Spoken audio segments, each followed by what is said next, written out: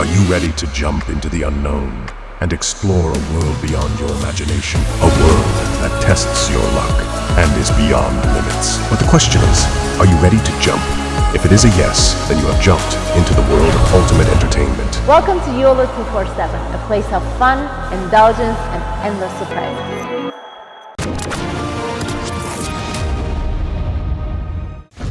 बड़के मारने वाली फौज है, अपने कद से ज्यादा बात करने वाली फौज है। इन लोगों ने तालिबान को धमकी दे दी। कोर कमांडर्स कॉन्फ्रेंस में सब लोगों ने बोल दिया कि अगर तुम लोगों ने पाकिस्तान में हमले बंद नहीं करे, हम तुम्हारे ऊपर हमला कर देंगे। जय हिंद दोस्तों, मैं हूं मेजर गौरव आर्य और आप देख रहे हैं आज की ताजा तरीन खबरें। अच्छा, कल का आपको पता है कि बाजौर खैबर पख्तूनख्वा पाकिस्तान में क्या हुआ? एक आत्मघाती हमला हुआ, सुसाइड अटैक हुआ, खुदकुश हमला हुआ और 45 लोग अभी तक उनके मरने की खबर है। 200 लोग अस्पताल में हैं और सम ऑफ देम आर क्रिटिकल हालत में हैं। डॉक्टर्स कहते हैं पता नहीं कितने बचेंगे, नहीं बचेंगे। सबसे पहले हमें कंडेम करना चाहिए ऐसे वायलेंस को कि ऐसा वायलेंस हुआ है, इनोसेंट लोग मारे गए हैं। इसके 2-4 दिन पहले अदनान अफरीदी नाम का एक पुलिस वाला मारा गया था, वो भी आत्मघाती हमले में मारा गया था। कहने की बात यह है कि दोस्तों पिछले 7 दिन में यह तीसरा आत्मघाती हमला है जो खैबर पख्तूनख्वा में हो रहा है। अब मैं आपको यह बताऊंगा ये हो क्यों रहा है, कारण क्या है इसका, ये क्यों हो रहा है और इसकी हिस्ट्री क्या है, ये जानना बहुत जरूरी है। तो दोस्तों ये हो क्यों रहा है, इसके कई कारण हैं। एक तो पाकिस्तानी फौज ने एज यूजुअल बड़के मारने वाली फौज है, अपने कद से ज्यादा बात करने वाली फौज है। इन लोगों ने तालिबान को धमकी दे दी। कोर कमांडर्स कॉन्फ्रेंस में सब लोगों ने बोल दिया कि अगर तुम लोगों ने पाकिस्तान में हमले बंद नहीं करे, हम तुम्हारे ऊपर हमला कर देंगे। ख्वाजा आसिफ जो पाकिस्तान का डिफेंस मिनिस्टर है, वो और बड़ा बड़बोला है। उस भाई ने ये बोल दिया कि साहब अगर आप अटैक बंद नहीं करेंगे तो फिर देखिएगा हम घुस के मारेंगे आपको। यही बात जनरल आसिम मुनीर ने बोल दी। यही बात ISPR जो उनका माउथ पीस है, propaganda mouthpiece, inter services public relations जो तीनों आर्मी, नेवी, एयरफोर्स पाकिस्तान का एक माउथ पीस है which is run by Pakistan army, उसने भी बोल दिया कि साहब घुस के मारेंगे। अब ये सब फिल्मी डायलॉग आपने मार दिया, ठीक है, करना धरना आपने था नहीं कुछ।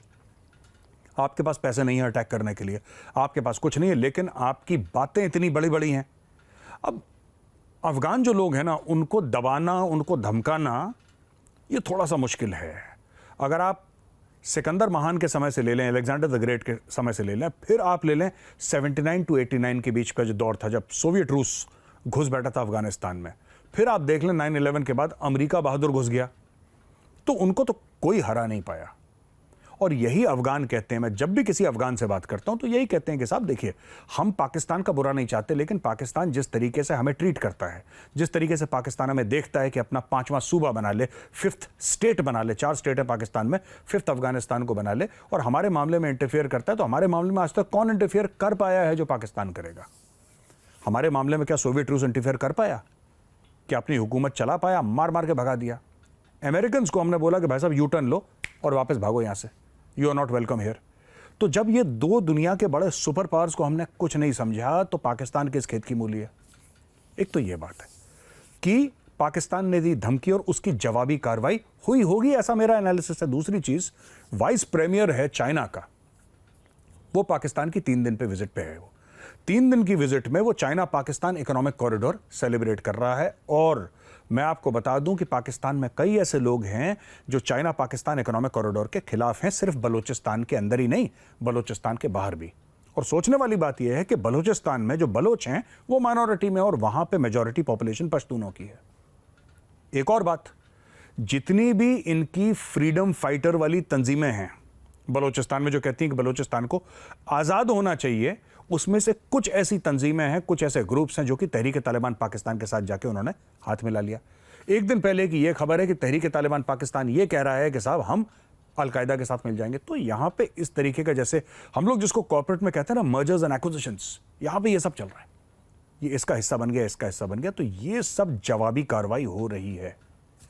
अच्छा, पाकिस्तान में सेनेट में एक बिल इंट्रोड्यूस करा। बिल क्या इंट्रोड्यूस करा साहब कि जो भी पार्टीज हाईली रेडिकल होंगी, वायलेंट होंगी, एक्सट्रीमिस्ट पार्टीज होंगी पाकिस्तान में, व्हेन आई से पार्टीज, मेरा मतलब रिलीजियस पार्टीज नहीं, मेरा मतलब दल, कोई भी ग्रुप जो कि रिलीजियस एक्सट्रीमिज्म में विश्वास करेगा, जो कि मारकाट में वायलेंट एक्सट्रीमिज्म में विश्वास करेगा, उसको पॉलिटिक्स में हम आने नहीं देंगे, वो इलेक्शंस नहीं फाइट कर सकता। ऐसा बिल पास करा। अच्छा, बिल अपने आप में ठीक है, I agree with this bill कि ऐसे लोगों को पॉलिटिक्स में हिस्सा नहीं लेने देना चाहिए। लेकिन वायलेंट एक्सट्रीमिज्म में 99% पाकिस्तानीज बिलीव करते हैं।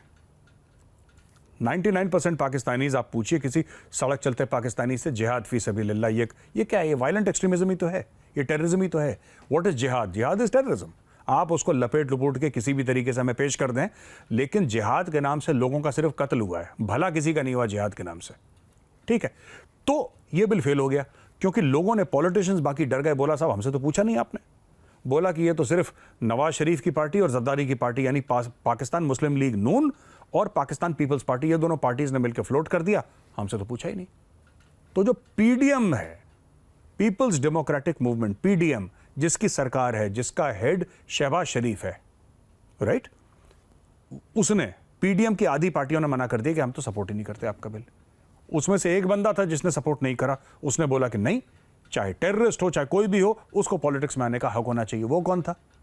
मौलाना फजलुर रहमान। मौलाना फजलुर रहमान कौन है? मौलाना फजलुर रहमान के 3 इंट्रोडक्शन मैं आपको देता हूं दोस्तों। पहला इंट्रोडक्शन, कश्मीर कमेटी का चेयरमैन काफी सालों से। नंबर 2, जैसा मैंने बताया, पीडीएम का हिस्सा, जो सरकार चला रही है उसका हिस्सा। और तीसरा, जो बाजौर में सुसाइड अटैक हुआ है ना, ये इसी की महफिल में हुआ है, क्योंकि जो ऑर्गेनाइजेशन है जिसके ऊपर अटैक हुआ है उसका नाम है जमातुल उलेमाए इस्लाम फजलुल रहमान फैक्शन, इसके नाम का। तो जेयूआई का जो फैक्शन है, फजल फैक्शन, ये इसके नाम से है, इसके लोगों पे। यानी कि यही कह रहा था कि नहीं, इनको पॉलिटिक्स में आने देना चाहिए, ये टेररिस्ट का सपोर्ट कर रहा है, ये रिलीजियस एक्सट्रीमिज्म का सपोर्ट कर रहा है, और उन्हीं लोगों ने इसको ठोक दिया। 45 बंदे इस दुनिया से चले गए दोस्तों। तो ये छोटा मोटा एनालिसिस था आज की मेन ब्रेकिंग न्यूज़ का दोस्तों। अगर न्यूज़ पसंद आए तो एक बार लाइक का बटन जरूर दबाइएगा। मैं कल फिर हाजिर होऊंगा एक नई खबर के साथ। तब तक के लिए जय हिंद।